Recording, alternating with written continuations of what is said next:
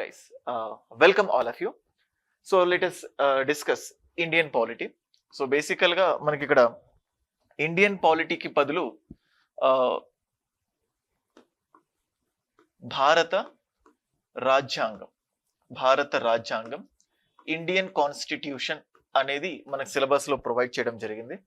మీకు ఇక్కడ క్లియర్ గా కనిపిస్తుంది Indian constitution 75 marks. So first of all from the basics నుంచి స్టార్ట్ చేస్తాను ఇండియన్ పాలిటీ. సో మనకు how many marks are we going to have? 75 marks we're going to have Indian polity.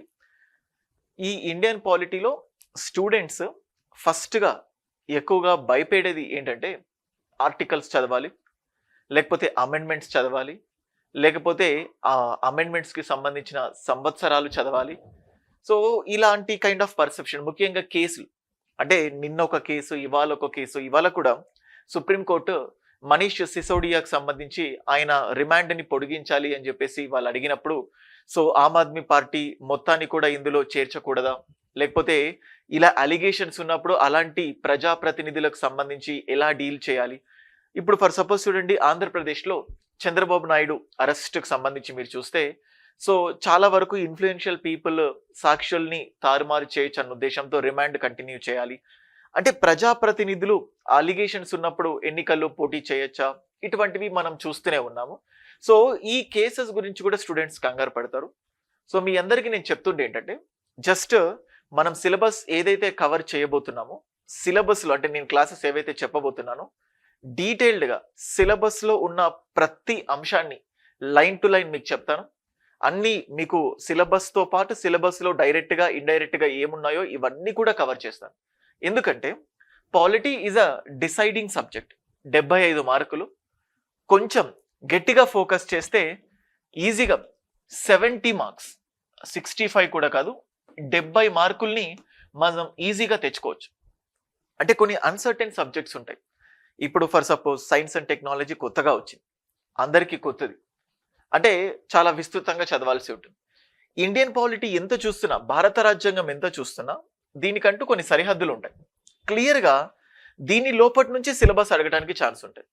Facts అయినా, analytical things అయినా కూడా, ఏదైనా కూడా facts, analytical, everything will be within this. అందుకే limited syllabus, కొంచెం పకడ్బందీగా క్లియర్గా చదువుకుంటే we can easily get marks in to that.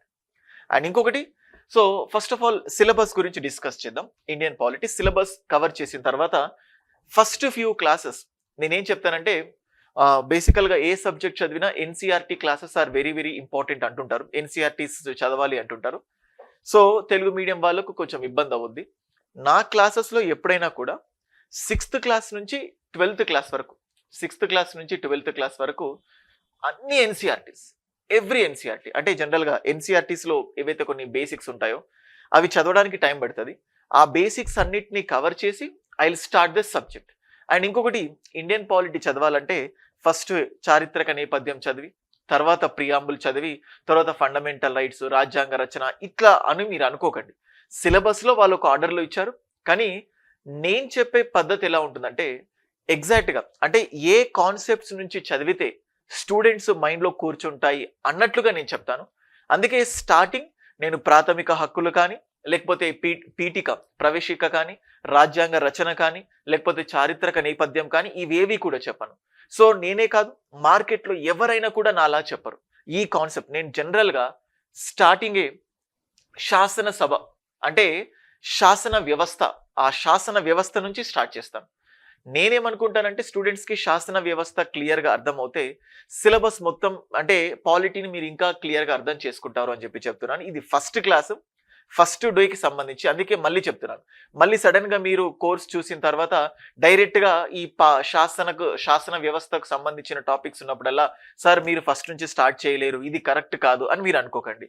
Lakshmikanth అనేది రాజ్యాంగం కాదు, లక్ష్మీకాంత్ కానీ రాజ్యాంగం కానీ అది ఉన్నప్పటికీ కూడా ఇలానే చెప్పాలని ఎక్కడ కూడా లేదు, మీకు అర్థమయ్యేటట్టు చెప్పాలి.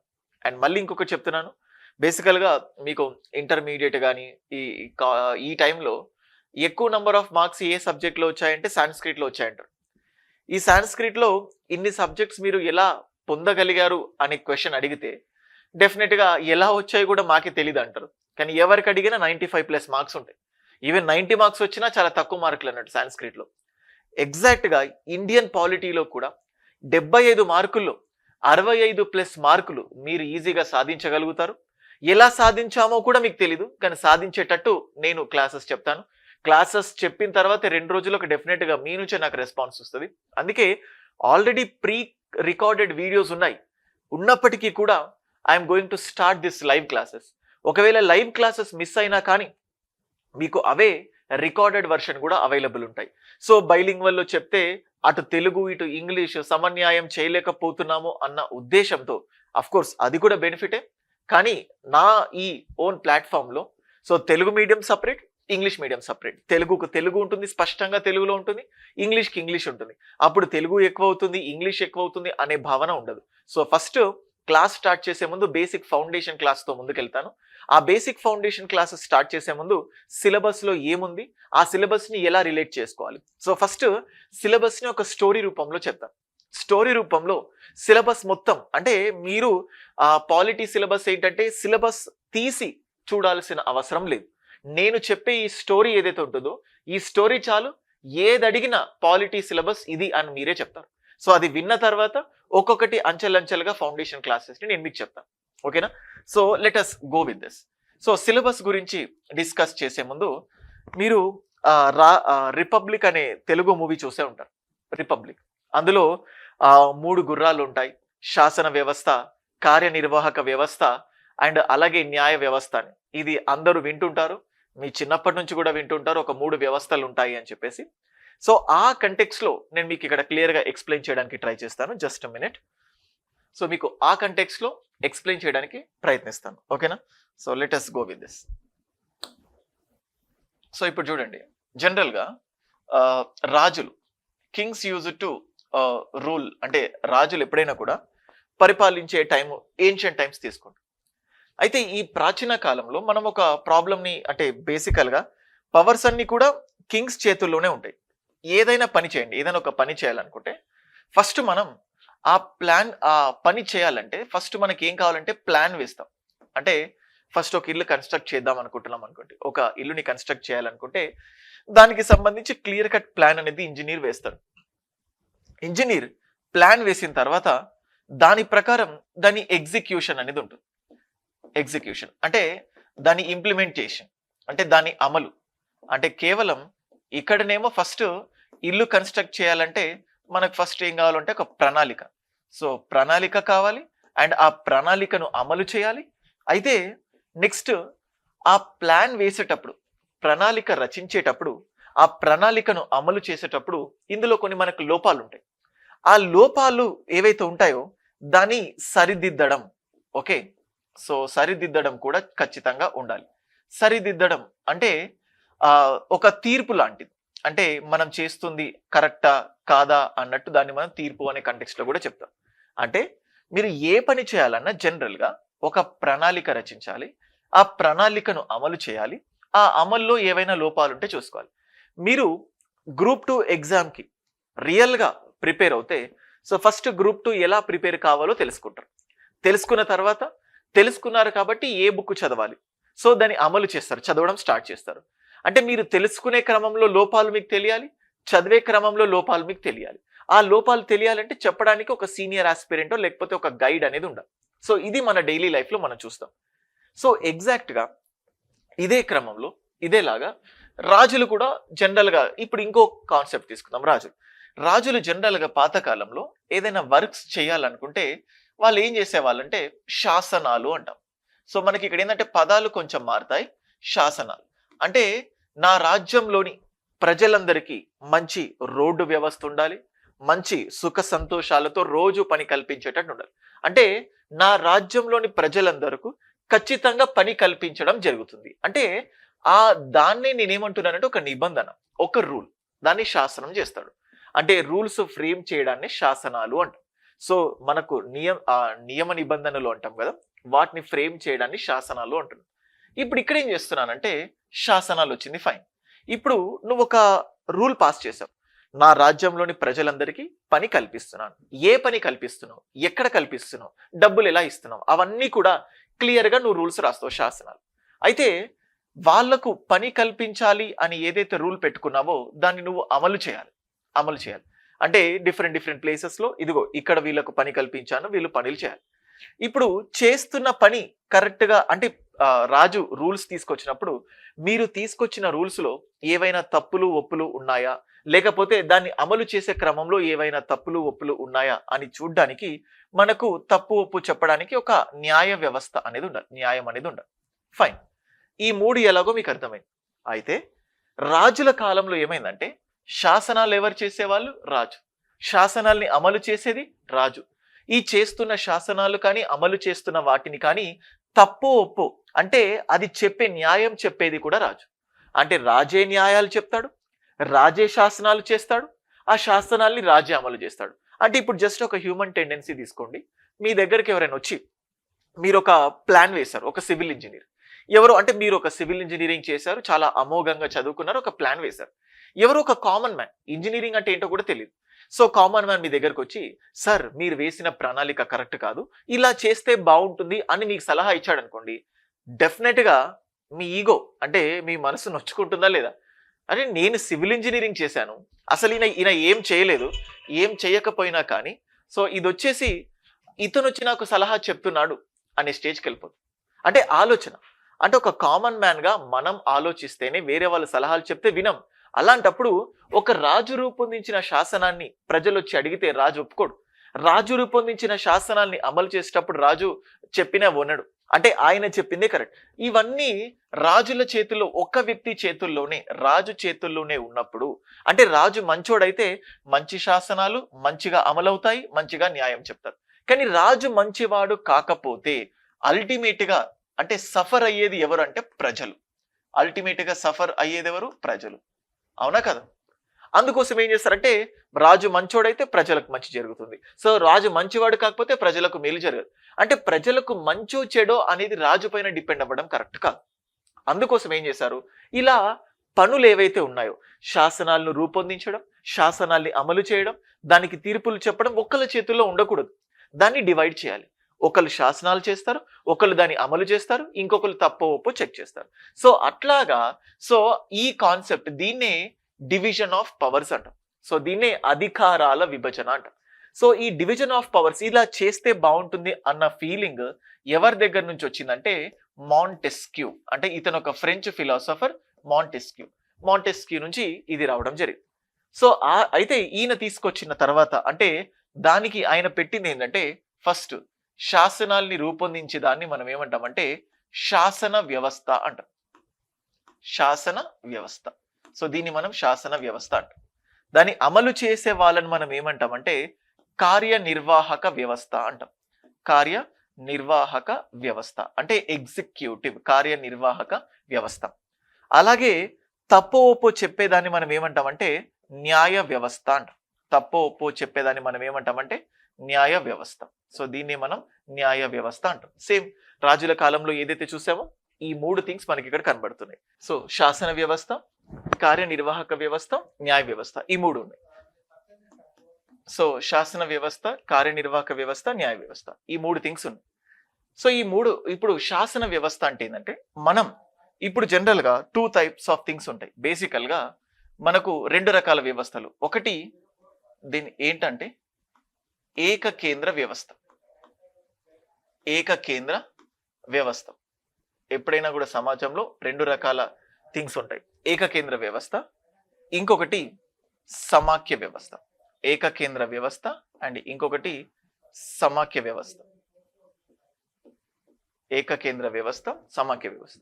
సో బేసికల్ గా ఏకకేంద్ర వ్యవస్థ ఏంటంటే ఒకటే కేంద్రం, ఒక్కదాని చేతుల్లోనే అధికారాలన్నీ కూడా ఉంటాయి. దానికి అగెయినెస్ట్ గా అపోజిట్ గా ఉన్న దాన్ని మనం ఏమంటామంటే సమాఖ్య వ్యవస్థ. అంటే సమాఖ్య వ్యవస్థ అంటే ఇద్దరి దగ్గర అధికారాలు ఉంటాయి. జనరల్ గా సెంట్రల్ గవర్నమెంట్, స్టేట్ గవర్నమెంట్ ఎలాగైతే ఉందో అలాగా సమాఖ్య వ్యవస్థ ఉంటుంది. అంటే ఇక్కడ స్టోరీ ఆపేశాను నేను, మీకు ఇక్కడ మళ్ళీ కంటిన్యూ చేస్తాను ఇక్కడికి. సో ఫస్ట్ నేను మళ్ళీ ఇంకో కాన్సెప్ట్ మీకు ఇది అర్థమైంది. ఇది అర్థమైన తర్వాత ఇలా సపరేట్ అయిపోయిన తర్వాత శాసన వ్యవస్థ, కార్యనిర్వాహక వ్యవస్థ, న్యాయ వ్యవస్థ, ఇలా 3 డివైడ్ అయిపోయాయి. ఇది మనకు అర్థమైంది.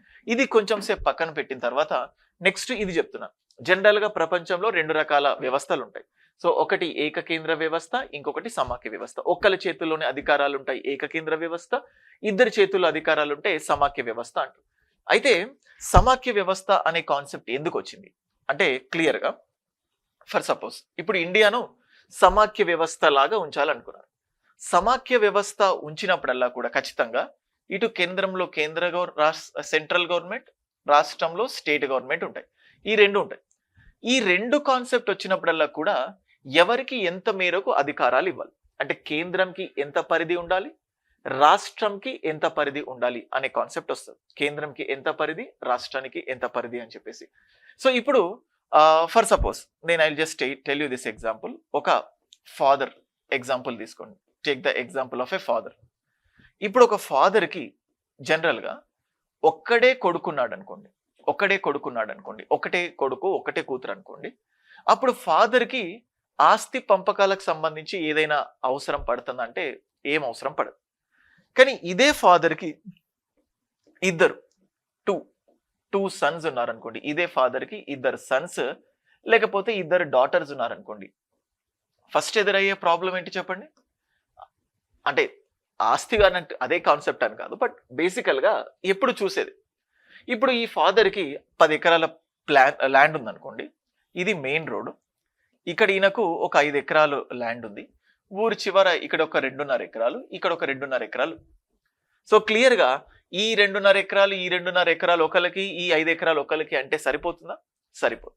అంటే ఈ గొడవలు అవుతాయి. అట్లా ఎట్లా అవుతుంది? రోడ్డు దగ్గర 5 ఎకరాల కాస్ట్ ఎక్కువ, ఊరి చివరన ఉన్న 2.5 ఎకరాల కాస్ట్ తక్కువ. ఈ 2 నాకు ఇచ్చేసి ఇవి ఆయన తీసుకుంటా అంటే కుదరదు. అంటే గొడవలు అవుతాయి ఈ ఇద్దరి మధ్యలో.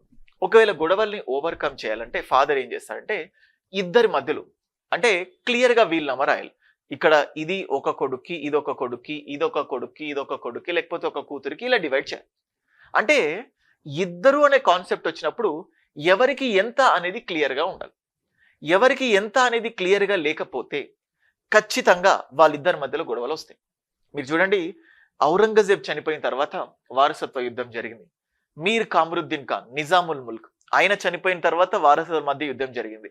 ఇలా హిస్టరీలో ఎంతో సార్లు కర్ణాటిక్ యుద్ధం ఇలా ఎన్నో చూసిన వారసత్వ యుద్ధాలు. ఎందుకంటే తండ్రి చనిపోయిన తర్వాత ఈ ఆస్తి పంపకాలు అనేటివి క్లియర్ గా లేవు. అందుకోసం ఇప్పుడు వ్యక్తుల మధ్యనే గొడవలు జరిగినప్పుడు వ్యవస్థల మధ్య కూడా ఈ డివిజన్ లేకపోతే ఖచ్చితంగా గొడవలు జరుగుతాయి. అందుకే భారతదేశం ఏం చేసిందంటే సమాఖ్య వ్యవస్థ కావాలి అనుకుంది. సమాఖ్య వ్యవస్థ కావాలనుకుంది కాబట్టి ఇద్దరి మధ్యలో డివిజన్స్ క్లియర్ గా ఏదేది కేంద్ర జాబితా, ఏదేది రాష్ట్ర జాబితా అనేది. అందుకోసం సో మనకి ఇక్కడ ఇండియాలో 2 గవర్నమెంట్స్ ఉన్నాయి.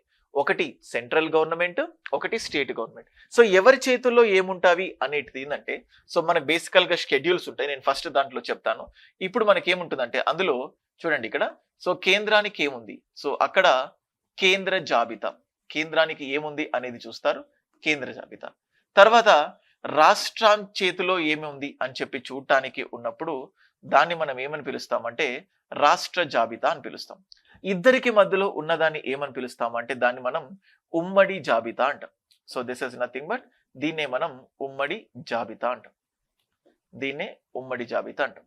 సో కేంద్ర జాబితా, రాష్ట్ర జాబితా, ఉమ్మడి జాబితా ఇలా 3 ఉంటాయి. అంటే కేంద్ర జాబితాలో ఫర్ సపోజ్ ఇప్పుడు చూస్తే 98 అంశాలు ఉన్నాయి, వాటిని లెక్కిస్తే 97 ఉంటుంది. సో రాష్ట్ర జాబితాలో 59 అంశాలు ఉన్నాయి, అంటే లెక్కిస్తే 59, వాటి పక్కన నంబర్ మాత్రం 66. ఇవి లెక్కిస్తే 97, పక్కన నంబర్ 97, లెక్కిస్తే 98, నంబర్ 97 ఉంది. ఉమ్మడి జాబితాలో వీటిని లెక్కిస్తే 52, వాటి పక్కన సంఖ్య మాత్రం 47. ఇంకా మీకు ఇంకా ఇదేం ఆలోచించకండి. ఇక్కడ దాకా ఎందుకు చెప్తున్నానంటే బేసికల్ గా సమాఖ్య వ్యవస్థ అన్నారు. సమాఖ్య వ్యవస్థ అంటే ఇద్దరు, ఇటు కేంద్రం ఉంటుంది, రాష్ట్రం ఉంటుంది. కేంద్రం చేతిలో ఏముండాలి అనేది కేంద్ర జాబితాలో ఉంటుంది, రాష్ట్రం చేతిలో ఏముండాలి అనేది రాష్ట్ర జాబితా, ఇద్దరి చేతిలో ఏముండాలి అనేది ఉమ్మడి జాబితా. అలా డివైడ్ అయిపోయింది.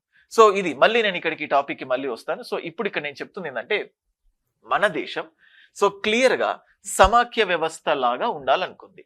సో సమాఖ్య వ్యవస్థ అనే పదం ఎక్కడా లేదు, కానీ సమాఖ్య వ్యవస్థలాగా ఉండాలనుకుంది. దానికి ఉదాహరణ ఏంటి? మనకు 2 గవర్నమెంట్స్ ఉన్నాయి. ఇటు సెంట్రల్ గవర్నమెంట్, ఇటు స్టేట్ గవర్నమెంట్. So fine. ఇప్పుడు ఇది ఇంకో కంటెక్స్ట్. సో మళ్ళీ బ్యాక్ టు ద కాన్సెప్ట్. ఇక్కడ చూడండి. ఇక్కడ మీకు చూసాను శాసన వ్యవస్థ. ఇప్పుడు శాసనాలు ఎవరు చేస్తారు అనేది కాన్సెప్ట్. సో శాసనాలను రూపొందించే వ్యవస్థను మనం ఏమని పిలుస్తామంటే పార్లమెంట్. సో శాసనాలను రూపొందించే వ్యవస్థనే ఏమని పిలుస్తామంటే పార్లమెంట్ అని పిలుస్తాం. సో మనం ఎప్పుడు చూసేది. అలాగే ఈ పార్లమెంట్ అంటే అంటే ఇప్పుడు జనరల్ గా ప్లాన్ ఎలాగైతే వేస్తున్నామో దేశానికి సంబంధించిన ప్రణాళిక, దేశంలో ఉమ్మడి పౌర స్మృతి ఉండాలి, యూనిఫామ్ సివిల్ కోడ్, దానికోసం ప్లాన్ వేయాలి. దేశంలోని మహిళలందరికీ కూడా 1/3 రిజర్వేషన్, అంటే వాళ్లకు కొంచెం రిజర్వేషన్ అనేది కల్పించాలి. సో ఆ రిజర్వేషన్ ఎలా ఇవ్వాలి, ఏంటి? ఎస్సీలకు రిజర్వేషన్ ఇవ్వాలి, ఎస్టీలకు రిజర్వేషన్ ఇవ్వాలి, ఎలాగా? సో ఇలాగా ఈ రూల్స్ అంటే దేశంలో ఇప్పుడు పౌరసత్వం ఉంది, పౌరసత్వానికి సంబంధించి ఎలాంటి రూల్స్, ఎలాంటి రెగ్యులేషన్స్ ఉండాలి, ఇట్లాగా దేశానికి సంబంధించి ప్రణాళికలు రచించాలంటే మళ్ళీ ఎకానమీలో ప్రణాళిక దగ్గరికి వెళ్ళకండి, ఇక్కడ జస్ట్ నార్మల్ గా రూల్స్ రెగ్యులేషన్స్ అంటున్నాం. సో ఆ రూల్స్ రెగ్యులేషన్స్ ని రచించేది ఏది అంటే పార్లమెంట్ రచిస్తుంది. నెక్స్ట్ ఇలా పార్లమెంట్ తీసుకొచ్చిన రూల్స్ రెగ్యులేషన్స్ ని ఇంప్లిమెంట్ చేయాలంటే ఇంకొకరు కావాలి. అలా ఇంప్లిమెంట్ చేసే వాళ్ళని ఏమంటున్నాను నేను? కార్యనిర్వాహక వ్యవస్థ అంట. అయితే ఈ కార్యనిర్వాహక వ్యవస్థలో 2 రకాల వ్యవస్థలు ఉంటాయి. అంటే జనరల్ గా ఒకటి శాశ్వత కార్యనిర్వాహక వర్గం అంట. ఒకదాన్ని మనం ఏమంటామంటే శాశ్వత కార్యనిర్వాహక వర్గం. ఇంకొక దాన్ని మనం ఏమని పిలుస్తామంటే దట్ ఈస్ నథింగ్ బట్ తాత్కాలిక కార్యనిర్వాహక వర్గం అంట. సో శాశ్వత కార్యనిర్వాహక వర్గం అండ్ ఇంకొకటి తాత్కాలిక కార్యనిర్వాహక వర్గం. ఇప్పుడు మనం డిస్కస్ చేసుకోబోయేది ఏంటంటే ఈ తాత్కాలిక కార్యనిర్వాహక వర్గం. ఈ తాత్కాలిక కార్యనిర్వాహక వర్గాన్ని మనం ఏమని పిలుస్తామంటే రాజకీయ కార్యనిర్వాహక వర్గం అని కూడా పిలుస్తాం. ఏమని పిలుస్తాం? రాజకీయ కార్యనిర్వాహక వర్గం. ఇప్పుడు సివిల్ సర్వెంట్, మనం ఇప్పుడు మీలో చాలా మంది ఆస్పైర్ అవుతున్నారు కదా, గ్రూప్ 2 ఎంఆర్ఓ, అలాగే గ్రూప్ 1 డిప్యూటీ కలెక్టర్, ఇవన్నీ కూడా శాశ్వత కార్యనిర్వాహక వర్గం అంటే పర్మనెంట్ ఎగ్జిక్యూటివ్స్ అంటాం. గ్రీన్ మార్కర్ పెన్స్ యూజ్ చేస్తారు కదా, అంటే ప్రభుత్వం యొక్క స్కీమ్స్ ఏవైతే ఉన్నాయో వాటన్నిటిని అమలు చేసేది ఎవరంటే శాశ్వత కార్యనిర్వాహక వర్గం. సో అయితే దాన్ని ప్రభుత్వం సైడ్ నుంచి రూపొందించే వాళ్ళను కూడా కార్యనిర్వాహక వర్గమే అంటాం, ఎగ్జిక్యూటివ్స్ అంటాం. సో కాకపోతే వీళ్ళను టెంపరరీ ఎగ్జిక్యూటివ్స్ అంటాం. ఇప్పుడు కేంద్ర స్థాయిలో ఈ టెంపరరీ ఎగ్జిక్యూటివ్స్ ఈ రాజకీయ కార్యనిర్వాహక వర్గంలో ఎవరు వస్తారు అంటే ఫస్ట్ స్టేజ్ లో మనకు వచ్చేది ఏంటంటే రాష్ట్రపతి. ఫస్ట్ స్టేజ్ లో మనకు వచ్చేది ఏంటంటే రాష్ట్రపతి. ఫస్ట్ స్టేజ్ లో రాష్ట్రపతి వస్తారు. రాష్ట్రపతి తర్వాత మళ్ళీ నెక్స్ట్ ఎవరు వస్తారు అంటే ఉపరాష్ట్రపతి. సో మీకు జస్ట్ ఇలా వింటూ ఉండండి, ఏదో చెప్తున్నాడని మాత్రం అనుకోకండి. ఈ మొత్తం విన్న తర్వాత అబ్బా అంటే ఇదా సిలబస్ అని మీతో అనిపిస్తాయి. సో జస్ట్ ఓపికతో వినండి. రాష్ట్రపతి, ఉపరాష్ట్రపతి. సో నెక్స్ట్ అలాగే ఎవరు వస్తారు అంటే ప్రధానమంత్రి. సో ప్రధానమంత్రి వస్తాడు. ప్రధానమంత్రితో పాటు మంత్రి మండలి. ప్రధానమంత్రితో పాటు ఇంకెవరు వస్తారు? మంత్రి మండలి వస్తారు. మంత్రి మండలి. సో మంత్రి మండలితో పాటు ఇంకా ఎవరు వస్తారు అంటే అటార్నీ జనరల్. ఇంకెవరు వస్తారంటే అటార్నీ జనరల్. సో ఇప్పుడు న్యాయ వ్యవస్థలో మళ్ళీ ఎవరు వస్తారు అంటే సో కేంద్ర స్థాయిలో కాబట్టి సుప్రీంకోర్టు. బేసికల్ గా యునో ఇక్కడ ఏంటంటే సో మన ఇండియాలో ఏకీకృత న్యాయ వ్యవస్థ అంటాం. అంటే సో సెంట్రల్ గవర్నమెంట్ కి సంబంధించి ఒక కోర్టు, రాష్ట్రాలకు సంబంధించి ఒక కోర్టు అన్నట్టు కాకుండా ఇలా అన్నిటికీ కలిపి ఒకటే ఇంటిగ్రేటెడ్ ఉంటుంది. బట్ నేను ఇక్కడ ఏం చెప్తున్నానంటే న్యాయ వ్యవస్థ సుప్రీంకోర్టు. అంటే దేశానికి సంబంధించి రూల్స్ ఎవరు చేస్తారు అంటే పార్లమెంట్ చేస్తుంది. దేశానికి సంబంధించి రూల్స్ చేసేది పార్లమెంట్. పార్లమెంట్ చేసిన రూల్స్ ని ఇంప్లిమెంట్ చేసేది ఎవరు అంటే ఎవరి పేరు మీద జరుగుతాయంటే రాష్ట్రపతి. పర్టికులర్ గా ఎవరు ఇంప్లిమెంట్ చేస్తారంటే ఈ ప్రధానమంత్రి, మంత్రి మండలి వీళ్ళు చేస్తారు. ఫర్ సపోజ్ ఇప్పుడు చూడండి, దేశం మొత్తంలో వ్యవసాయంలో సమూలమైన మార్పులు తీసుకురావాలి. వ్యవసాయాన్ని మొత్తం కూడా ఆధునిక వ్యవస్థతో కంప్లీట్ గా సింక్రనైజ్ చేస్తూ సో అభివృద్ధి చేయాలనుకుంటున్నాను. అప్పుడు ఏం చేస్తారు? పార్లమెంట్ ఒక చట్టం చేస్తుంది. సో మనకు కొన్ని రోజుల క్రితం చూసాము, దాన్ని మనం ఏమని చెప్పామంటే సాగు చట్టాలు అని చెప్పి చూస్తాం. సాగు చట్టాలు. ఈ చట్టాలు ప్రతి ఒక్కటి కూడా నేను మీకు క్లియర్ గా బేసిక్స్ చెప్తాను. సాగు చట్టాలు. చట్టాలు చేశారు. సో పార్లమెంట్ చట్టం చేస్తుంది, ఇదిగో ఇలాగ కార్పొరేట్స్ వస్తారు, వీళ్ళ దగ్గర నుంచి కొనుక్కుంటారు అని కొన్ని రూల్స్ అంటే ఇలాంటి రూల్స్. పార్లమెంట్ చేసిన రూల్స్ అంటే వ్యవసాయం గురించి చేసింది కాబట్టి దాన్ని ఎవరు ఇంప్లిమెంట్ చేస్తారు చెప్పండి? వ్యవసాయ శాఖ మంత్రి చేస్తాడు, అవునా కాదు? ఇప్పుడు దేశం మొత్తంలో డీజిల్ బండ్లు పూర్తిగా బ్యాన్ చేసి దేశం మొత్తంలో బయోఫ్యూల్స్ ని నేను ప్రొడ్యూస్ చేసి వాటితో నడిచే వెహికల్స్ ని తీసుకురావాలనుకుంటున్నాను, అంటే న్యూ వెహికల్ పాలసీ అని. అంటే దానికోసం ఎవరు? పార్లమెంట్ ఒక రూల్ తీసుకొస్తుంది. పార్లమెంట్ అంటే పార్లమెంట్ కంటే ముందు మళ్ళీ క్యాబినెట్ రూపొందిస్తారు, ఫైన్, అది వేరు. పార్లమెంట్ చట్టం పాస్ చేస్తుంది. పార్లమెంట్ పాస్ చేసిన తర్వాత ఇలా దానికి సంబంధించిన మినిస్టర్, అటు పెట్రోలియం మినిస్టర్ కానీ, రెన్యూవబుల్ ఎనర్జీ మినిస్టర్ కానీ, సో ఇక్కడ శక్తి సంబంధించిన మినిస్టర్ ఎవరైతే ఉంటారో వాళ్ళు ఇంప్లిమెంట్ చేస్తారు. దేశం మొత్తంలో రివర్స్ అంటే ఇంటర్ లింకింగ్ ఆఫ్ రివర్స్, అంటే ఇప్పుడు కావేరికి సంబంధించి గొడవ జరుగుతున్నాం మనం చూస్తున్నాం, మహానదికి సంబంధించి గొడవ మనం చూస్తున్నాం. ఇలా ఏది జరిగినా కానీ అంటే ఇంటర్ లింకింగ్ ఆఫ్ రివర్స్ ఎలా చేయాలి ఏంటి అని పార్లమెంట్ ఒక లా చేస్తుంది, చట్టం చేస్తుంది. ఆ చట్టాన్ని ఎవరు ఇంప్లిమెంట్ చేస్తారు? సేమ్ అలాగే ఎవరంటారు మనకు ఇరిగేషన్, నీటి పారుదలకు సంబంధించిన మంత్రి కానీ, జల శక్తి అని చెప్పేసి ఒక్కొక్క పేరుంటుంది, ఆ మినిస్టర్ ఇంప్లిమెంట్ చేస్తారు. దేశం రష్యా నుంచి కొత్త కొత్త టెక్నాలజీని నేర్చుకొని మనమే తయారు చేసుకుంటే బాగుంటుంది అని, సో మనమే దాన్ని ఎలా తయారు చేసుకోవాలి అని పార్లమెంట్ ఒక చట్టం పాస్ చేస్తుంది. దాన్ని ఎవరు ఇంప్లిమెంట్ చేస్తారు? డిఫెన్స్ మినిస్టర్ ఇంప్లిమెంట్ చేస్తారు. దేశంలో రైల్వే ట్రాక్స్ అన్నిటి దగ్గర కూడా చాలా యాక్సిడెంట్స్ జరుగుతున్నాయి, దేశం మొత్తంలో ప్రతి రైల్వే ట్రాక్ దగ్గర ఒక బ్రిడ్జ్ కన్స్ట్రక్ట్ చేయాలి అని ఒక లా పాస్ చేస్తుంది పార్లమెంట్. దాన్ని ఎవరు ఇంప్లిమెంట్ చేస్తారు? రైల్వే శాఖ మంత్రి. అంటే ఈ మంత్రి మండలి అంటే మంత్రి అందరినీ కలిపి చెప్తున్నాను, ఒక పనిని ఆ సంబంధిత మంత్రి చేస్తాడు. అంటే పార్లమెంట్ చట్టం చేసింది, దాన్ని ఇంప్లిమెంట్ చేయబోయేది సంబంధిత మంత్రి. కానీ ఎవరి పేరు మీద జరుగుతుంది? రాష్ట్రపతి పేరు మీద. ఇవి మళ్ళీ మనం నేర్చుకుంటాం. సో ఈ గ్రూప్ మొత్తం ఏదైతే ఉంటుందో ఈ గ్రూప్ నే నేనేమని పిలుస్తానంటే కార్యనిర్వాహక వర్గం అని పిలుస్తాను. ఇది తర్వాత పార్లమెంట్ ఒక చట్టం చేసింది, నీకు ఆ చట్టంలో తప్పులు అనిపించవచ్చు, అప్పుడు దాన్ని ఎవరు ఎక్కడ ప్రశ్నించుకోవచ్చు అంటే సుప్రీంకోర్టు. ఎలా? ఇప్పుడు సాగు చట్టాలు ఉన్నాయి, దీనివల్ల రైతులకు తీవ్రమైన నష్టం జరుగుతుంది, రైతులకు చాలా పెద్ద ఇబ్బందులు రాబోతున్నాయి అని చెప్పేసి, అంటే పార్లమెంట్ బిల్ పాస్ చేసింది కాబట్టి నువ్వు దాన్ని క్వశ్చన్ చేయాలంటే సుప్రీంకోర్టుకి వెళ్ళి నాకు ఈ సాగు చట్టాలు వద్దు, అంటే నాకు ఇబ్బంది ఉంది అని చెప్తే సుప్రీంకోర్టు దాన్ని తీసుకుంటుంది. ఇప్పుడు ఫర్ సపోజ్ దేశంలో ఎన్ని రాష్ట్రాలు ఉండాలి? ఒకప్పుడు మొన్నటి వరకు 29 రాష్ట్రాలు ఉన్నాయి. అయితే తెలంగాణ ఏర్పాటు చేసింది పార్లమెంట్ 29 రాష్ట్రాలే. ఇప్పుడు లేదు జమ్మూ కాశ్మీర్ అనేది రాష్ట్రంగా ఉండాల్సిన అవసరం లేదు, జమ్మూ కాశ్మీర్ ని మనం కేంద్ర పాలిత ప్రాంతం చేద్దాం అనుకుంది. ఎవరు చేస్తారు? పార్లమెంట్. జమ్మూ కాశ్మీర్ ని కేంద్ర పాలిత ప్రాంతం చేయడానికి రాజ్యాంగంలో ఆర్టికల్ 370 ఉంది, దాన్ని నేను క్యాన్సిల్ చేద్దాం అనుకుంటున్నాను. క్యాన్సిల్ చేసావు కానీ నీకు నచ్చలేదు, ఒక వ్యక్తిగా నువ్వు వెళ్ళి ఎక్కడికి ఫైల్ చేస్తావు? సుప్రీంకోర్టు. అంటే పార్లమెంటుని ప్రశ్నిస్తావు ఎలా? సుప్రీంకోర్టు ద్వారా.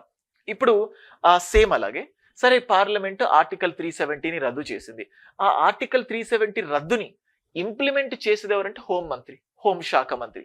అయితే ఆర్టికల్ 370ని రద్దు చేశారు కరెక్టే, ఆ రూల్స్ రెగ్యులేషన్స్ ని ఆ ఫలానా మంత్రి సరిగ్గా అమలు చేయట్లేదు, సో దాన్ని ప్రశ్నించాలంటే నువ్వు ఎక్కడికి వెళ్తావు? సుప్రీంకోర్టు దగ్గరికి వెళ్తావు. అప్పుడు సుప్రీంకోర్టు గురించి చదువుకోవాలి. అలాగే ఇప్పుడు ఫర్ సపోజ్ పౌరసత్వం 2019లో పౌరసత్వ సవరణ చట్టం అనే కాన్సెప్ట్ తీసుకొచ్చారు. అయితే దాన్ని సరిగ్గా అమలు చేయట్లేదు. ఆ హోంమంత్రి పైన నీకేదైనా ప్రాబ్లమ్స్ ఉంటే, అంటే హోంమంత్రి అంటే ప్రభుత్వంలో భాగం, ఆ ప్రభుత్వంకి సంబంధించి నువ్వు ఎక్కడ సవాల్ చేస్తావు? సుప్రీంకోర్టు. అంటే ఒకరు చట్టాలు రూపొందిస్తారు, నచ్చకపోతే ఇంకొకరు ప్రశ్నిస్తారు, ఒకరు చట్టాలని అమలు చేస్తారు, నచ్చకపోతే ఇంకొకరు దాన్ని ప్రశ్నిస్తారు. అయితే దీన్నే అధికారాల విభజనతో పాటు, సో దీన్నే తెలుగులో అంటే ఇంగ్లీష్ లో doctrine of checks and balances అంటాం. అంటే ఇప్పుడు వీళ్ళు తప్పు చేసినా ఎవరు ప్రశ్నిస్తున్నారు? సుప్రీంకోర్టు. అయితే మరి సుప్రీంకోర్టు కూడా తప్పు చేయొచ్చు కదా, అది కూడా మీకు డౌట్ వస్తుంది. ఈ సుప్రీంకోర్టుని ప్రశ్నించేది మిగతా రెండు. సో అలాగా ఈ శాసన వ్యవస్థ, కార్యనిర్వాహక వ్యవస్థ న్యాయ వ్యవస్థను కంట్రోల్ చేస్తుంది, న్యాయ వ్యవస్థ కార్యనిర్వాహక వ్యవస్థను, శాసన వ్యవస్థను కంట్రోల్ చేస్తుంది, శాసన వ్యవస్థ న్యాయ వ్యవస్థ కలిపి కార్యనిర్వాహక వ్యవస్థను కంట్రోల్ చేస్తాయి. అవునా సార్, ఎలా అంటే ఎలా అనేది తెలుసుకోవాలంటే వీటన్నిటి గురించి మనం తెలుసుకోవాలి. అందుకే సిలబస్ లో భాగంగా ఈ పార్లమెంట్ ఇది చదువుకుంటాం, రాష్ట్రపతి గురించి చదువుతాం, ఉపరాష్ట్రపతి గురించి చదువుతాం, ప్రధానమంత్రి గురించి చదువుతాం, మంత్రి మండలి గురించి చదువుతాం, అటార్నీ జనరల్ గురించి చదువుతాము, సుప్రీం కోర్టు గురించి కూడా చదువుతాం. అంటే ఈ ఒక్కొక్క వ్యవస్థను చదువుకుంటూనే ఒక వ్యవస్థ మరొక వ్యవస్థను ఎలా కంట్రోల్ చేస్తుంది. అదే రాజుల కాలంలో ఇవన్నీ ఒకరి చేతిలో ఉంది. ఇంత పెద్ద ప్రాసెస్ లేదు. ఏదైనా రాజు నచ్చితే ఓకే, నచ్చకపోతే ఉరి అంటారు. ఇది మనం సినిమాలో చూస్తుంటాం. కానీ అది కాదు. ఇప్పుడు ఆధునిక వ్యవస్థలు వచ్చాయి. అంటే ఎవరు ఎవరికి ఎక్కువ కాదు, ఎవరు ఎవరికి తక్కువ కాదు, అంతా ఒకటి అన్న కాన్సెప్ట్ తో అది రావడం. సో ఇట్లా మనకి ఈ మూడు ఏర్పాటు అవ్వడం జరిగింది. ఇది దేశ స్థాయిలో, అంటే సెంట్రల్ లెవెల్లో ఇది మనకు సేమ్. ఇప్పుడు ఇలాగే ఇదే కాన్సెప్ట్ ని నేను స్టేట్ లెవెల్లో కూడా కనెక్ట్ చేసి పెట్టవచ్చు. ఇప్పుడు రాష్ట్రంలో ఇక్కడ నేను ఏం చేస్తున్నానంటే రాష్ట్ర, ఇక్కడ చూడండి, రాష్ట్ర శాసన వ్యవస్థ, రాష్ట్రంలో రాష్ట్ర శాసన వ్యవస్థ, రాష్ట్రంలో రాష్ట్ర శాసన వ్యవస్థ. అలాగే రాష్ట్రంలో కూడా కార్యనిర్వాహక వర్గం ఉంటుంది. రాష్ట్రంలో కూడా ఏముంటుంది? కార్యనిర్వాహక వర్గం. రాష్ట్రంలో కూడా కార్యనిర్వాహక వర్గం ఉంటుంది. అలాగే రాష్ట్రంలో కూడా న్యాయశాఖ, అంటే న్యాయవర్గం అనేది ఉంటుంది. న్యాయవర్గం.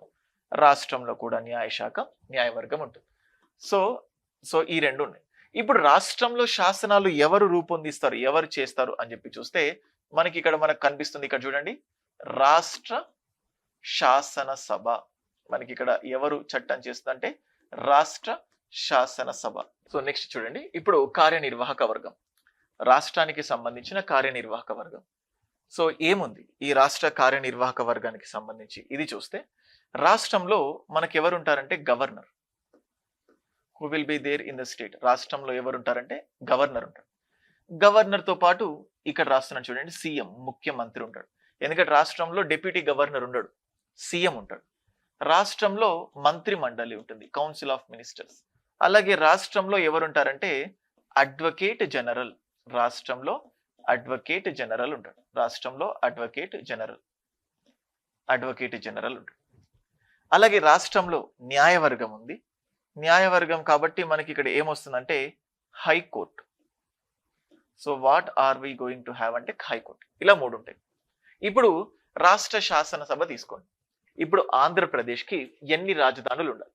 సో ఆంధ్రప్రదేశ్కి ఎన్ని రాజధానులు ఉండాలి అనేది డిసైడ్ చేస్తే ఎవరంటే రాష్ట్ర శాసనసభ. ఎవరు డిసైడ్ చేస్తారు? రాష్ట్ర శాసనసభ. ఇప్పుడు 3 రాజధానుల గురించి రాష్ట్ర శాసనసభ చట్టం చేస్తుంది. కానీ నీకు ఇది నచ్చలేదు. రాష్ట్ర శాసనసభ ఆంధ్రప్రదేశ్కి 3 రాజధానులు ఉండాలి అని చెప్పి అది నీకు నచ్చలేదు. నువ్వు వెళ్ళి ఎక్కడ సవాల్ చేసుకుంటావు? హైకోర్టులో. ఇప్పుడు ఫర్ సపోజ్ ఆంధ్రప్రదేశ్ ఒక శాసనసభ ఒక చట్టం చేసింది, 3 రాజధానులు ఉండాలి. కానీ దాన్ని సరిగ్గా అమలు చేయట్లేదు. అమలు చేయకపోయినా మళ్ళీ నువ్వు ఎక్కడికి వెళ్తావు? హైకోర్టుకి వెళ్తావు. సో ఇప్పుడు ఆంధ్రప్రదేశ్లో రైతులందరికీ కూడా ఏదైనా ఒక డిస్ట్రిబ్యూషన్, మనీ డిస్ట్రిబ్యూషన్ జరిగింది అనుకోండి, అప్పుడు ఏం చేస్తారు అంటే చట్టం తీసుకొస్తారు. ఆ చట్టాన్ని అమలు చేసేది వ్యవసాయ శాఖ మంత్రి. ఇప్పుడు ఫర్ సపోజ్ ఆంధ్రప్రదేశ్లో ఫ్యామిలీ డాక్టర్ అనే ఒక హెల్త్ స్కీమ్ తీసుకొచ్చారు. ఫ్యామిలీ డాక్టర్ గుర్తుంది కదా? సో ఈ ఫ్యామిలీ డాక్టర్ అనే హెల్త్ స్కీము రాష్ట్ర శాసనసభ రూపొందిస్తుంది. ఇలా డాక్టర్ ఉంటాడు, ఈయన ఇలా పని చేస్తాడు అని. అయితే అది సరిగ్గా అమలు చేయట్లేదు. అంటే దాన్ని అమలు చేసేది ఆరోగ్య శాఖ మంత్రి.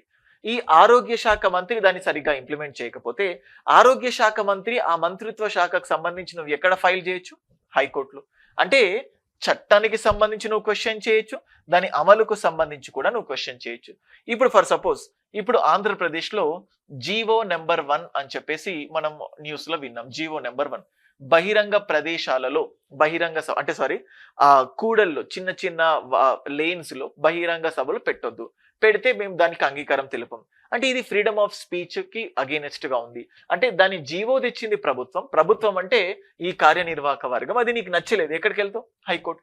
సో ఇట్లా 3 థింగ్స్ ఉన్నాయి. ఒకటి శాసనాలు రూపొందించే వ్యవస్థ, రూల్స్ తయారు చేసేది, రూల్స్ ని అమలు చేసేది, అండ్ అందులో తప్పు ఒప్పో తెలిసేది. సో ఇది రాష్ట్రంలో. మనకు సిలబస్ లో భాగంగా రాష్ట్ర శాసనసభ గురించి చదువుకుంటాం, గవర్నర్ గురించి, ముఖ్యమంత్రి గురించి, మంత్రి మండలి గురించి, అడ్వకేట్ జనరల్ గురించి, హైకోర్టు గురించి, ఇవన్నీ చూస్తాం. అంటే ఫస్ట్ స్టేజ్ లో వీటందరికి పార్లమెంటు, రాష్ట్రపతి, ఉపరాష్ట్రపతి, ప్రధానమంత్రి, మంత్రి మండలి, అటార్నీ జనరల్, సుప్రీంకోర్టు, ఇవన్నీ చూస్తాం. తర్వాత రాష్ట్ర శాసనసభ, గవర్నర్, ముఖ్యమంత్రి, మంత్రిమండలి, అడ్వకేట్ జనరల్, హైకోర్టు. ఇవన్నీ కూడా మనం డిస్కస్ చేస్తాం.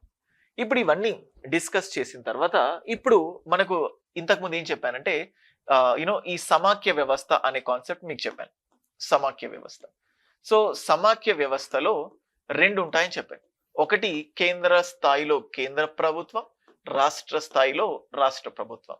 ఇప్పుడు ఈ కేంద్రానికి రాష్ట్రానికి మధ్య ఎటువంటి సంబంధం ఉంది అంటే కేంద్రంలో ఉన్న ఒక ప్రభుత్వం, రాష్ట్రంలో కూడా అదే ప్రభుత్వం ఉంటే, కేంద్రంలో రాష్ట్రంలో ఒకటే ప్రభుత్వం ఉంది అనుకోండి, అప్పుడు వాళ్ళకు చాలా సానుకూలంగా, వాళ్ళకు చాలా ఫేవరబుల్ గా తీర్పు చెప్పడం, అంటే వాళ్ళకు డబ్బులు ఎక్కువ ఇవ్వడం.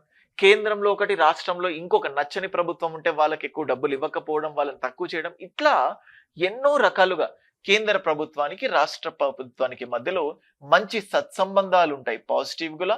అలాగే పెద్ద పెద్ద వివాదాలు ఉంటాయి. తెలంగాణలో గవర్నర్ కి ముఖ్యమంత్రికి మధ్యలో వివాదాలు.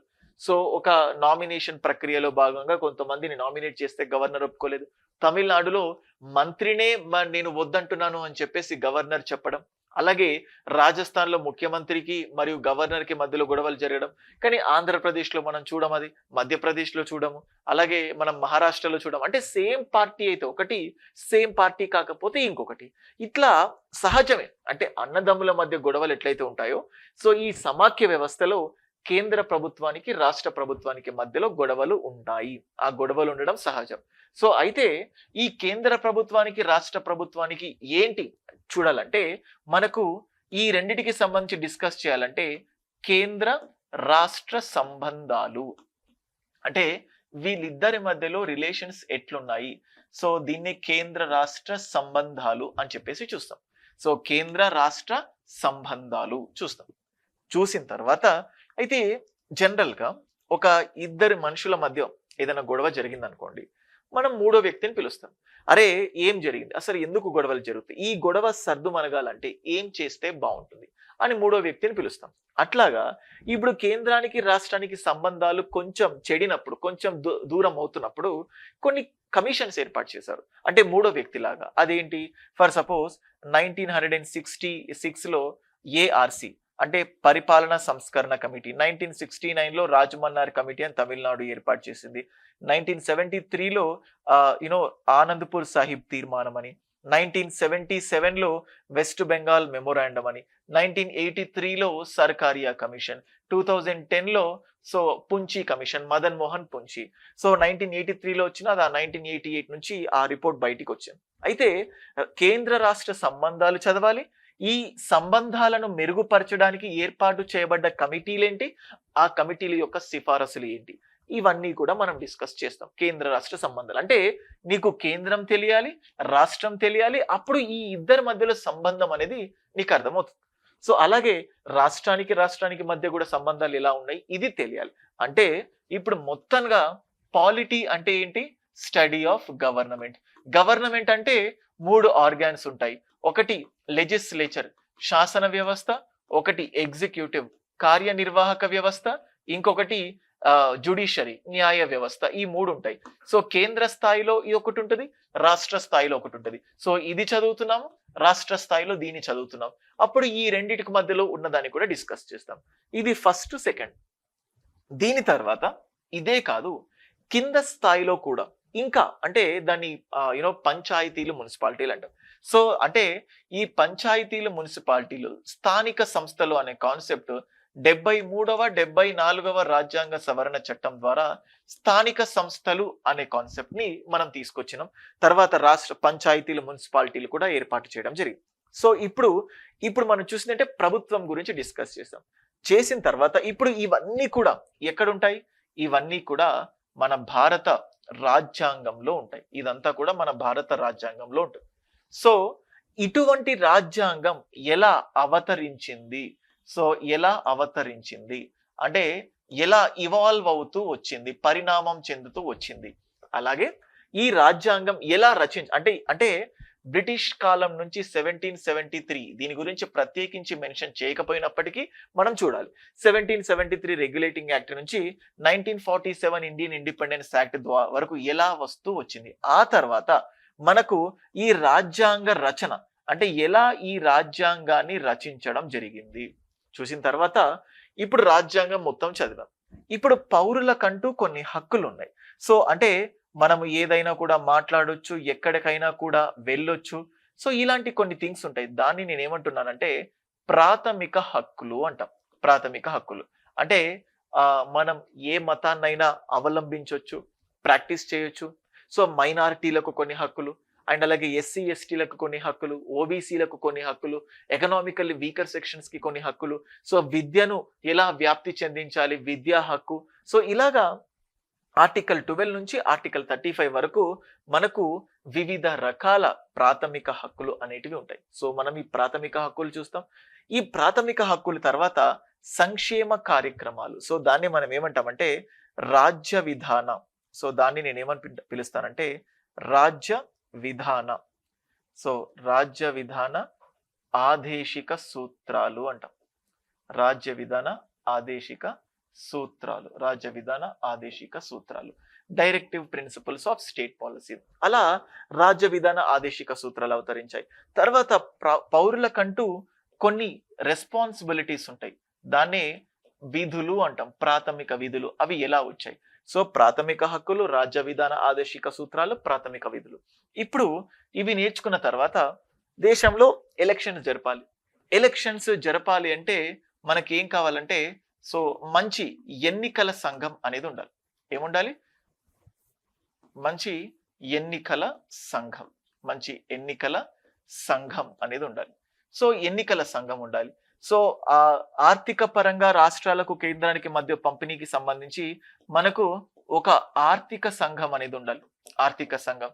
సో మంచి పరీక్షలు పెట్టడానికి కేంద్ర స్థాయిలో యూపీఎస్సి, రాష్ట్ర స్థాయిలో స్టేట్ పబ్లిక్ సర్వీస్ కమిషన్ ఉండాలి. అండ్ అలాగే మన ఖజానాకు ఒక సెక్యూరిటీగా so comptroller and auditor general అనే వ్యక్తి ఉండాలి. అండ్ అలాగే కేంద్ర ప్రభుత్వానికి అయితే అటార్నీ జనరల్, రాష్ట్ర ప్రభుత్వానికైతే అడ్వకేట్ జనరల్. ఇలా కొన్ని రాజ్యాంగబద్ధ సంస్థలు ఉంటాయి. ఎన్నికల సంఘం, ఎన్నికలు మంచి పద్ధతిలో జరపాలి. సో కాబట్టి అసలు ఆ ఎన్నికలకు సంబంధించి ఎలాంటి సంస్కరణలు ఉన్నాయి, ఎన్నికలకు సంబంధించి ఎలాంటి సంస్కరణలు మనం తీసుకొచ్చాం, ఈ ఎన్నికల సంస్కరణల్లో భాగంగా మనం చూస్తే రిమోట్ ఓటింగ్ సిస్టమ్ ఇచ్చాం, ఎన్ఆర్ఐలకు ఓటింగ్ హక్కు కల్పించాము, ప్రాక్సీ ఓటింగ్ ఇచ్చాము. సో అలాగే పోస్టల్ బ్యాలెట్ సిస్టమ్ ఉందా, అంటే బ్రెయిలీ లిపిని యూజ్ చేస్తాం ఎన్నికలకు సంబంధించి. సో ఇట్లా ఎన్నో సంస్కరణలు వచ్చాయి. అయితే ఎన్నికల గురించి టాపిక్ అంటున్నాం కాబట్టి ఇదే టైంలో ఎలక్టోరల్ బాండ్స్ కూడా ఈ మధ్య చాలా న్యూస్ లో ఉంది. అంటే ఒక పార్టీ ఎంత, అంటే ఒక వ్యక్తిగతంగా ఒక వ్యక్తి ఎంత ఖర్చు పెట్టాలి, అలాగే పార్టీ పరంగా ఎంత ఖర్చు పెట్టాలి, పార్టీకి అసలు పరిమితి లేదు, దానివల్ల ఎంత పడితే అంత ఖర్చు పెట్టేస్తున్నారు. ఎలక్షన్స్ దగ్గరకు వస్తున్నాయి, కొత్త కొత్త ప్రాజెక్టులు స్టార్ట్ చేస్తున్నారు, దానికి డబ్బులు ఎక్కడి నుంచి వస్తున్నాయి. సో ఇలాగ ఎన్నికల బాండులు, ఎన్నికలకు సంబంధించి నిధులు ఎలా వస్తున్నాయి, సో దానికి సంబంధించిన కమిటీలు Indrajit Gupta committee, Vohra committee, so ఇలా ఎన్నో థింగ్స్ ఉన్నాయి. అవన్నీ ఎన్నికల సంస్కరణలు భాగంగా చూస్తాం. ఎన్నికలు అనే కాన్సెప్ట్ వచ్చింది కాబట్టి పార్టీ వ్యవస్థ, ఏక పార్టీ వ్యవస్థ, బహుళ పార్టీ వ్యవస్థ, ద్విపార్టీ వ్యవస్థ, అసలు జాతీయ పార్టీ అంటే ఏంటి, రాష్ట్ర పార్టీ అంటే ఏంటి, ఇటీవలి కాలంలో కమ్యూనిస్టు పార్టీ జాతీయ పార్టీ హోదాను తృణమూల్ కాంగ్రెస్ కమ్యూనిస్టు పార్టీ కోల్పోయింది అని చూసాం. ఆమ్ ఆద్మీ పార్టీకి జాతీయ పార్టీ హోదా కల్పించారని చెప్పి చూసాం. బీఆర్ఎస్ పార్టీ జాతీయ పార్టీ అవుతుందా అవ్వదా, సో టీడీపీ పార్టీ స్థాయి ఎలా ఉంది. సో ఇలాగా పార్టీల వ్యవస్థకు సంబంధించి కూడా న్యూస్ లో ఉన్నాయి. పార్టీ ఫిరాయింపు, రాజ్యాంగ సవరణ, సో ఇట్లా ఇవన్నీ కూడా మనం డిస్కస్ చేయాలి. సో ఇలా నేను ఒక స్టోరీ రూపంలో మీకు క్లియర్ గా అన్ని థింగ్స్ ని ఎక్స్ప్లెయిన్ చేశాను. సో దానికి తగ్గట్టే మీకు ఇక్కడ సిలబస్ కూడా మీకు చూస్తున్నాను చూడండి. రాజ్యాంగ అభివృద్ధి. రాజ్యాంగ అభివృద్ధి, భారత రాజ్యాంగం యొక్క ముఖ్య లక్షణాలు. So salient features of the Indian constitution. So పీఠిక, ప్రవేశిక, ప్రాథమిక హక్కులు, రాజ్య విధాన ఆదేశిక సూత్రాలు మరియు వాటి సంబంధం, ప్రాథమిక విధులు, రాజ్యాంగ సవరణ, రాజ్యాంగం యొక్క ప్రాథమిక నిర్మాణం. అంటే ఇవన్నీ కాన్స్టిట్యూషన్ లో ఇవన్నీ ఎలా ఉన్నాయి ఏంటి, ఈ సిలబస్, ఈ పీడిఎఫ్ కూడా నేను మీకు షేర్ చేస్తాను, మీరు చూడొచ్చు. మళ్ళీ ఇప్పుడు చూడండి, ఇప్పుడు నెక్స్ట్ ఇక్కడ భారత ప్రభుత్వ నిర్మాణం మరియు విధులు. లెజిస్లేటివ్ అని ఇచ్చా చూడండి, శాసనం, ఎగ్జిక్యూటివ్ కార్యనిర్వాహక వర్గం మరియు న్యాయ వ్యవస్థ. స్టార్టింగ్ లో మొత్తం దీని గురించి చూసాం. లెజిస్లేటివ్ అంటే ఏంటి, ఎగ్జిక్యూటివ్ అంటే ఏంటి, కార్యనిర్వాహక వ్యవస్థ అంటే ఏంటి, న్యాయ వ్యవస్థ. తర్వాత శాసనసభల రకాలు, ఏక శాసనసభ, ద్విసభ విధానం, 2 సభలు ఉంటాయి. సో కార్యనిర్వాహక, పార్లమెంటరీ, న్యాయ వ్యవస్థ, న్యాయ సమీక్ష, న్యాయపరమైన క్రియాశీలత. సో సుప్రీంకోర్టు చాలా క్రియాశీలక పాత్ర పోషిస్తే, సుప్రీంకోర్టు చాలా చురుకుగా పాల్గొంటూ ఉంటే దాన్ని జుడిషియల్ యాక్టివిజం అంటాం, న్యాయశాఖ క్రియాశీలత అంటాం. సో సేమ్ అలాగే యూనియన్ మరియు రాష్ట్రాల మధ్య చూడండి, కేంద్రానికి రాష్ట్రానికి మధ్య సంబంధాలు చదవాలని చెప్పాను కదా. ఇప్పుడు కేంద్రానికి రాష్ట్రానికి మధ్య సంబంధాల్ని మనం ఎలా డివైడ్ చేస్తామంటే, సేమ్ ఇంతకుముందు చెప్పినట్టు శాసనపరమైన సంబంధం, కేంద్రానికి రాష్ట్రానికి మధ్య శాసనపరమైన సంబంధం, కేంద్రానికి రాష్ట్రానికి మధ్య మనకేం కావాలి, శాసనపరమైన సంబంధం. అలాగే కేంద్రానికి రాష్ట్రానికి మధ్య సో ఇంకొకటి ఏంటంటే పరిపాలన పరమైన సంబంధం, పరిపాలన పరమైన సంబంధం, పరిపాలన పరమైన సంబంధం, అడ్మినిస్ట్రేటివ్ రిలేషన్స్ అంటాం. కేంద్రానికి రాష్ట్రానికి మధ్య ఆర్థిక పరమైన సంబంధం, ఆర్థిక పరమైన సంబంధం. సో ఇది ఫైనాన్షియల్ రిలేషన్స్ అంటాం. సో మీకు ఇక్కడ క్లియర్ గా కనిపిస్తుంది. సో ఇది రాష్ట్రాల మధ్య శాసన, పరిపాలన మరియు ఆర్థిక సంబంధాలు, రాజ్యాంగ సంస్థలు, అధికారాలు మరియు విధులు. అలాగే ఇప్పుడు ఇంతకు ముందు మనం కొన్ని పాయింట్స్ డిస్కస్ చేసాం, దాన్ని ఏంటంటే రాజ్యాంగబద్ధ సంస్థలు అని చెప్పేసి. సేమ్ అలాగే రాజ్యాంగేతర సంస్థలు కూడా ఉన్నాయి.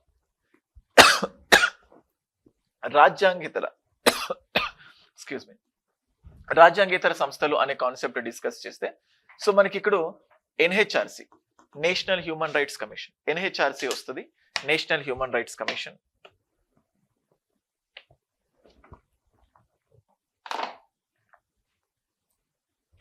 NHRC national human rights commission ఉంటుంది, జాతీయ మానవ హక్కుల కమిషన్ అంటాం. అండ్ అలాగే స్టేట్ అయితే రాష్ట్ర మానవ హక్కుల కమిషన్. అలాగే కేంద్రంలో అయితే సెంట్రల్ ఇన్ఫర్మేషన్ కమిషన్, కేంద్ర సమాచార కమిషన్. రాష్ట్రంలో రాష్ట్ర సమాచార commission, state information commission. And అలాగే లోక్పాల్ వ్యవస్థ. అండ్ అలాగే లోకయుక్త, సో లోకయుక్త. సో ఇలాగా కొన్ని థింగ్స్ ఉన్నాయి. ఈవెన్ నీతి ఆయోగ్ ని కూడా మనం జోడించుకోవచ్చు, సిబిఐ, సివిసి, ఇవన్నీ కూడా రాజ్యాంగేతర సంస్థలు. అయితే సో దాని గురించి ఇక్కడ మనకు క్లియర్ గా చూస్తున్నాం, మీకు ఇక్కడ సిలబస్ లో డిస్క్రైబ్ చేస్తున్నాను చూడండి. సో మానవ హక్కుల కమిషన్, ఆర్టీఐ, లోక్పాల్ మరియు లోకయుక్త. ఇప్పుడు చూడండి నెక్స్ట్ కేంద్ర రాష్ట్ర సంబంధాలు. మీకు ఇక్కడ చూస్తే సంస్కరణల ఆవశ్యకత, Rajamannar committee, Sarkaria commission, Madan Mohan Punchhi commission, భారత రాజ్యాంగం యొక్క ఏకీకృత మరియు సమాఖ్య లక్షణాలు. ఇంతకుముందు చెప్పాను కదా సమాఖ్య వ్యవస్థ అంటే ఏంటి. చూడండి ఈ సిలబస్ మొత్తాన్ని నేను ఒక గంట సేపట్లో మీకు క్లియర్ గా వర్ణించాను. సమాఖ్య వ్యవస్థ అంటే అది చెప్పలేదు. సో రాజమన్నార్ అంటే ఇక్కడ సిలబస్ ని మాత్రమే మీకు క్లియర్ గా డీటెయిల్ గా చెప్తున్నాను. మళ్ళీ తర్వాత 0 లెవెల్ నుంచి బేసిక్ స్థాయి నుంచి అన్ని చెప్తాను. కానీ ఇందులో వివరించడానికి ప్రయత్నం చేశాను ఏమేమి ఉన్నాయి ఏం లేవని. మళ్ళీ ఇప్పుడు చూస్తే చూడండి, ఇక్కడ నేను మీకు కనిపించకపోతే నేను చదువుతున్నాను కదా, మీరు అలా నోట్ చేసుకోండి. భారత రాజకీయ పార్టీలు,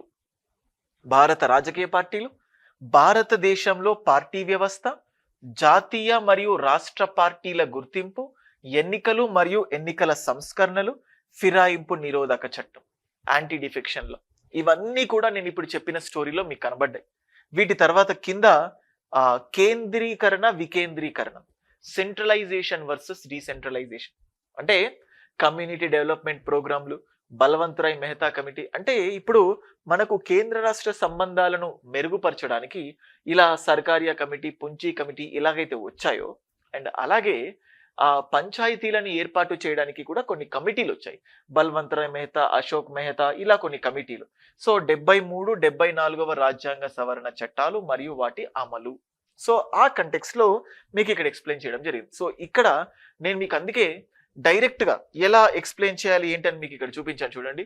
సో ఇప్పుడు ఫర్ సపోజ్ చూడండి, భారత రాజ్యాంగం 75 మార్కులు, కానీ మీరు 70 మార్కులు తెచ్చుకునేటట్టు నేను చేస్తాను. సో మీకు మన డైలీ రొటీన్ లో భాగంగా ప్రణాళికల్ని ఎలా రచిస్తాము, అమలు ఎలా చేస్తాము, దాని తీర్పు సేమ్ అలాగే రాజుల కాలంలో ఎలా స్టార్ట్ అయ్యేది, సో శాసన వ్యవస్థ అంటే ఏంటి, కార్యనిర్వాహక వ్యవస్థ అంటే ఏంటి, న్యాయ వ్యవస్థ అంటే ఏంటి, ఆ మూడిట్లో ఏమేమి వస్తాయి అని చెప్పేసి మనం చెప్పుకున్నాము. ఇవన్నీ ఒక్కొక్కటి, పార్లమెంట్ అంటే ఏంటి, రాష్ట్రపతి అంటే ఏంటి, ఉపరాష్ట్రపతి అంటే ఏంటి, ప్రధానమంత్రి అంటే ఏంటి, మంత్రి మండలి, అటార్నీ జనరల్, సుప్రీంకోర్టు, ఇలా ఒక్కొక్క దాని గురించి చాలా స్పష్టంగా చదువుకుంటాం. అది చదివిన తర్వాత అలాగే రాష్ట్ర స్థాయిలో ఏముంది, అలాగే అది రాష్ట్ర శాసనసభ, రాష్ట్ర కార్యనిర్వాహక వర్గం, న్యాయశాఖ, ఇవన్నీ కూడా మనకు క్లియర్ గా కనబడతాయి.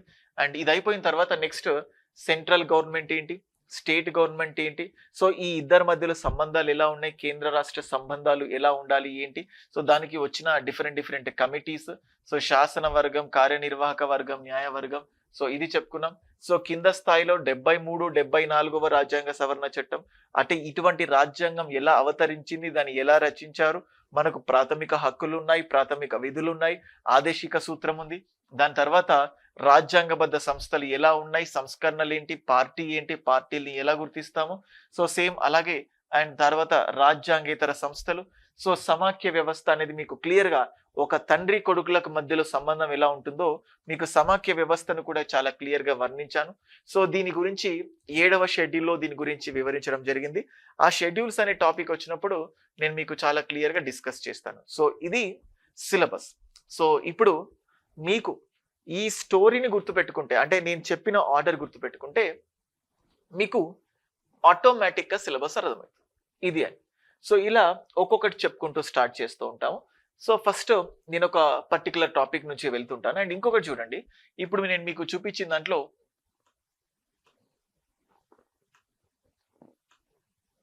సో ఇప్పుడు ఇక్కడ పార్లమెంట్ అనే టాపిక్ చదివేస్తాం. పార్లమెంట్ టాపిక్ చదివితే ఆటోమేటికల్ గా రాష్ట్ర శాసనసభను కూడా మనం నేర్చేసుకుంటాం. ఇటు పార్లమెంట్ అయిపోతుంది, ఇటు రాష్ట్ర శాసనసభ అయిపోతుంది. ఇక్కడ రాష్ట్రపతి అనే టాపిక్ చూస్తాము, ఇక్కడ గవర్నర్ అనే టాపిక్ చూస్తాం. ఇటు రాష్ట్రపతి, ఇటు గవర్నర్ చూస్తాం. నెక్స్ట్ ఇప్పుడు ఉపరాష్ట్రపతి రాష్ట్రంలో ఉప గవర్నర్ ఉండడు. ఇక్కడ ప్రధానమంత్రి చూస్తాము, ఇక్కడ కూడా ముఖ్యమంత్రిని చూస్తాం. ఇక్కడ కేంద్ర మంత్రి మండలి గురించి చూస్తాం, ఇక్కడ రాష్ట్ర మంత్రి మండలి, ఇక్కడ అటార్నీ జనరల్ చూస్తాం, ఇక్కడ అడ్వకేట్ జనరల్ చూస్తాం, ఇక్కడ సుప్రీం కోర్టు చూస్తాం, ఇక్కడ హైకోర్టు చూస్తాం. సో ఇలాగా కంపారిటివ్ స్టడీ కేంద్రంలో చదివితే రాష్ట్రంలో అయిపోతుంది. అయితే సుప్రీంకోర్టు తన పని తను చేసుకుంటూ వెళ్తుంది. కొన్నిసార్లు సుప్రీంకోర్టు చేసే పని చాలా ఎక్కువ అనిపిస్తుంది, అంటే ఇది చాలా మితిమీరి ప్రవర్తిస్తుంది. ఎందుకంటే ఒకళ్ళ పరిధిలోకి మరొకరు వస్తుంటారు. అలా సుప్రీంకోర్టు శాసన పరిధిలోకి వస్తే, అంటే మీరు ఇటువంటి శాసనాలు చేయాలి, మీరు దీన్ని సరిగ్గా అమలు చేయట్లేదు, అప్పుడు దాన్ని న్యాయశాఖ క్రియాశీలత అంటాం. అంటే జనరల్గా ఆ క్రియాశీలత అంటే చిన్న ఎగ్జాంపుల్ చెప్తాను చూడండి. క్లాసులో స్టూడెంట్స్ అందరూ ఉన్నారు, వీళ్ళందరిని ఉద్దేశించి ఏదైనా క్వశ్చన్స్ అడిగినప్పుడు కొంతమంది నేనే పర్టికులర్ అడిగినప్పుడు చెప్తూ ఉంటారు, మంచిది. కానీ ప్రతిసారి నేను చెప్పిన ప్రతిసారి సార్ సార్ సార్ అని ప్రతిసారి వచ్చాడు అనుకోండి, మీకేమనిపిస్తుంది? వీడు కొంచెం ఓవర్ యాక్షన్ చేస్తున్నాడు, ప్రతిసారి డిస్టర్బ్ చేస్తున్నాడు అనిపిస్తుందా, అనిపించదా? ఇక్కడ కూడా అంతే. సుప్రీంకోర్టు తన పని తను చేసుకుంటూ పోతుంది. కొన్నిసార్లు ఎక్కువగా రియాక్ట్ అవుతే హైపర్ యాక్టివ్ అంటాం. సో సుప్రీంకోర్టు కాబట్టి దానికి ఒక రెస్పెక్ట్ ఇవ్వాలి, కాబట్టి దానికి మనం ఏం చెప్తున్నాము అంటే న్యాయశాఖ క్రియాశీలత, జుడిషియల్ యాక్టివిజం అంటాం. ఆ జుడిషియల్ యాక్టివిజం అనే పదం క్లియర్ గా లేదు కాన్స్టిట్యూషన్ లో, అసలు ఆ పదం కూడా లేదు టు బి ఫ్రాంక్ చెప్పాలంటే. కానీ ఏంటి, సో అది ఎగ్జాంపుల్స్, అంటే కేసులో ఏముంది, అలా వాటి ఒక్కొక్క దాన్ని మనం డిస్కస్ చేసుకుంటూ క్లియర్ గా చెప్పుకుంటాం. ఓకేనా? సో అది మనం డిస్కస్ చేసుకోబోయే polity syllabus. So APPSC group 2 పూర్తి స్థాయిలో తెలుగులో చెప్పడం జరుగుతుంది. 75 మార్క్స్, 70 మార్కులు మీరు తెచ్చుకుంటారు. తెచ్చుకొని మీరే నాకు మెసేజ్ పెడతారు, సార్ ఇది అని. Polity is the deciding factor. కొంచెం ప్రయత్నించినా ఇది అయిపోతుంది. నేను ఇప్పుడు ఇదంతా ఏ ఫార్మాట్ లో అయితే చెప్పానో ఇదే ఫార్మాట్ లో సిలబస్ మొత్తం కంప్లీట్ అయిపోతుంది. లైవ్ గా మీరు చూడొచ్చు, నాతో ఇంటరాక్ట్ కూడా అవ్వచ్చు. సో అది ఇందులో ఇంకా ఏది కవర్ కాలేదనే పాయింట్ లేదు. ఇప్పుడు చెప్పిన ప్రతిదీ నేను ఒక స్టోరీ రూపంలో చెప్పాను. ఇవి డైరెక్ట్ గా ఉన్నాయి. ఈ ప్రతి పాయింట్ మీకు అందిస్తాను, ఆ నోట్స్ కూడా మీకు ఇస్తాను. అండ్ అలాగే దీనికి ఈ సిలబస్ కి సంబంధించి ఇండైరెక్ట్ గా ఏదైనా ఉన్నా ఆ ఇండైరెక్ట్ టాపిక్స్ ని కూడా నేను మీకు కవర్ చేస్తాను. సో అది that's all for this video. ఇంకొన్ని బేసిక్ ఎలిమెంట్స్ తో మనం క్లాసెస్ ని స్టార్ట్